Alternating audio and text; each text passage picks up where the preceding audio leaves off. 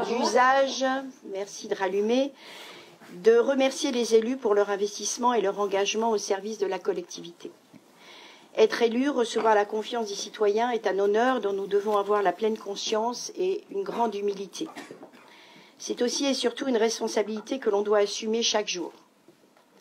Nous nous sommes employés à remplir nos missions et faire que plaisir continue d'évoluer et d'apporter du bien-être à tous. Notre engagement a été total. Nous n'avons pas compté nos heures et le dévouement de chacun est notable. La fierté ne rentre pas dans les propos d'un élu. Nous pouvons malgré tout admettre certains résultats probants. Malgré les baisses croissantes et violentes de dotation, nous avons, grâce à notre rigueur et aux importantes économies sur les charges, pu baisser encore la dette, maîtriser la fiscalité, continuer d'investir, sortir des emprunts toxiques, mais surtout maintenir l'intégralité des services à la population.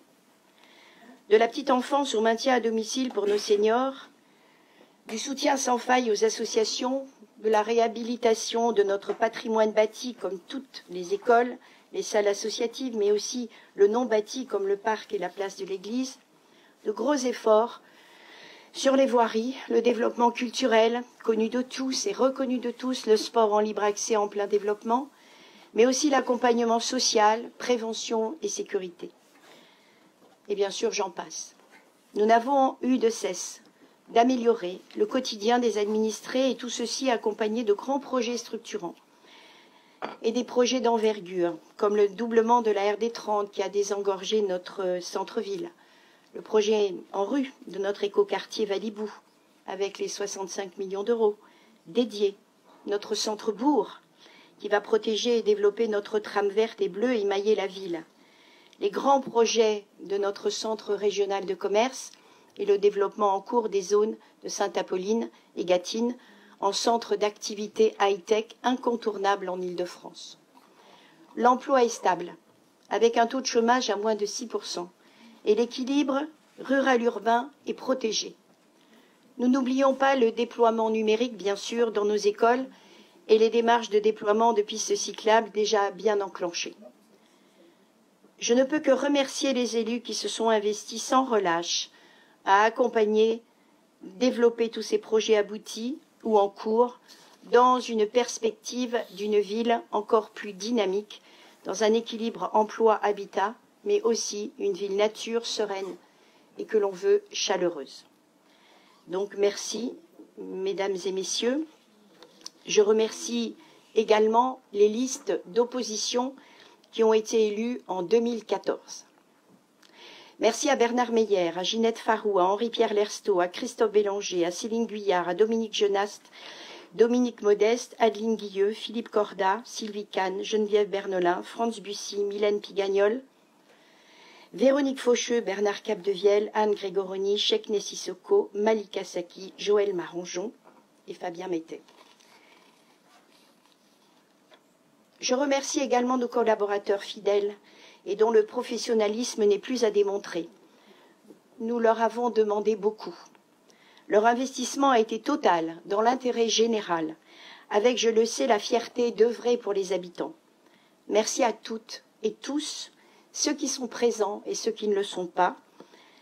Merci à Arnaud Belan, notre directeur général des services. Merci à Fatima Meslem, directrice générale adjointe. Merci à Stéphane Collin, directeur général adjoint, et à M. Bernard Flores, directeur des services techniques, mais également merci à toutes les directrices, à tous les directeurs, aux chefs de service et tous les agents. Merci infiniment, ainsi qu'aux collaborateurs de mon cabinet. Mais si le plaisir et la joie de servir est notre quotidien, il y a aussi des douleurs. Et il y a aussi de la violence. Quelle naïveté de croire en l'engagement et en la fidélité. Tout d'abord les faits. Ce n'est pas un tiers des élus qui sont partis de leur propre décision. 5 ont été démis de leur délégation par moi-même et le conseil municipal pour avoir rejoint l'opposition dans le cadre d'un conseil municipal concernant une délibération financière pourtant décidée démocratiquement en réunion plénière de la majorité et lors d'un séminaire. Vous, monsieur G, puisque vous m'appelez Madame K, mais moi j'ai le courage de vous appeler Monsieur Ginter, et je suis même un peu triste de ne plus vous appeler Patrick, à qui j'ai demandé de démissionner, ayant appris cet été que vous montiez une liste contre moi, en essayant même de détourner certains de vos collègues de l'équipe de la majorité, mais également en allant chercher des soutiens de certains partis politiques sans leur dire que vous étiez contre moi. 2 autres élus vous ont rejoint, 2 anciens collègues désormais, dont nous n'avons pas encore compris le choix, puisque quelques heures avant leur démission, ils s'étaient engagés en face à face avec moi à rester avec l'équipe de la majorité. L'éthique, la déontologie et la loyauté sont des fondamentaux que je ne retrouve pas dans ces démarches, surtout de la part d'élus qui avaient eux-mêmes signé une charte de principes. Donc, pour résumer, une seule personne a donné sa démission de son propre chef sans rejoindre l'opposition. Monsieur Ansart et Monsieur Mortier, permettez-moi, qui depuis quelques mois et au travers d'expressions au Conseil et de travail en commun dans nombre de délégations, vous nous démontriez un rapprochement constructif, de confiance. Vous n'aimez pas ce mot-là, mais c'était ce qu'on ressentait.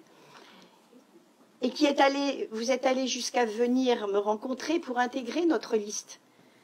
Mais qui, avec cette opportunité, vous avez préféré de vous rallier avec votre propre opposition. Il est bon que les Plaisirois le sachent. Vous n'êtes même pas dans une politique politicienne, car à ce moment-là, on défend des valeurs et des orientations communes. Vous vous êtes alliés et déclarés dans un regroupement très surprenant, improbable, et sur la base du contre et du règlement de compte. Monsieur Ginter, comble d'ironie, vous siégez ici à Plaisir avec Monsieur Ansart dans l'opposition et à Saint-Quentin contre Monsieur Ansart. C'est ubuesque. Aujourd'hui, vous êtes notre opposition, celle que vous avez tant critiquée, dans ses valeurs, dans sa conception de la gestion de la collectivité, celle qui n'hésite pas à se rapprocher de ceux-mêmes qui ont laissé Plaisir à la limite de la mise sous tutelle en 2001, qu'il est facile de perdre la mémoire quand ça nous arrange, à 5 mois des élections. Je laisse cela à votre réflexion, mesdames et messieurs. Notre démocratie, il est vrai, apporte à chacun la possibilité d'avoir des ambitions. Mais je ne crois pas qu'elle invite à tomber dans des bassesses de propos mensongers et à des attaques personnelles. On m'a même dit qu'il fallait me couper la tête. Et j'ai même vu des documents où on attaquait mes origines italiennes. Et je ne vous listerai pas le pire que j'ai pu lire.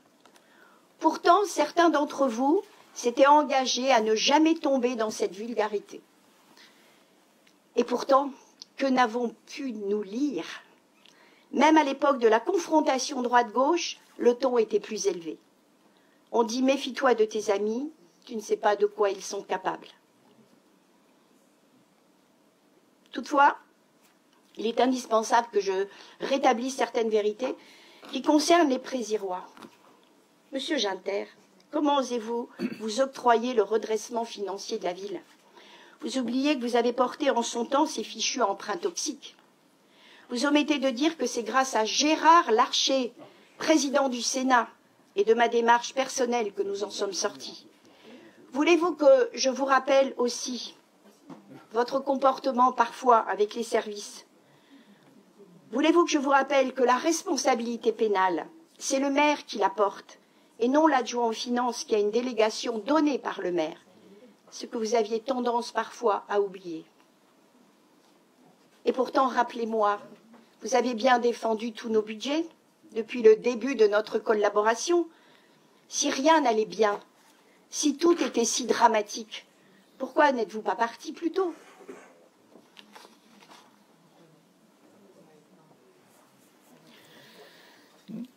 Je voudrais terminer en vous disant sur quelle action et quelle image allez-vous vendre vos invectives haineuses vis-à-vis de moi et dignes d'une politique que les citoyens ne veulent plus.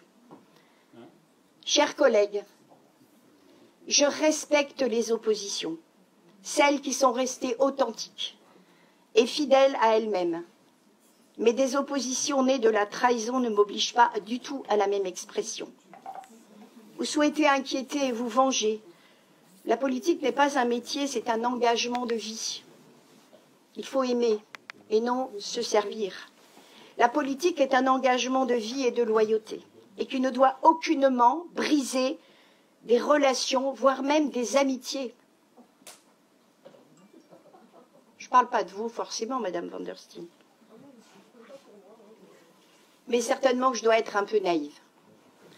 Avec mon équipe, nous restons droits et heureux malgré tout du travail accompli et à venir au service des plaisirs rois dans l'intérêt général, avec les mêmes valeurs que nous défendons depuis le début de notre engagement. Je terminerai en vous disant, et j'ai vraiment terminé, qu'une vision sans plan est juste une hallucination, tout comme une relation sans honnêteté, sans loyauté et sans respect. Bonne soirée.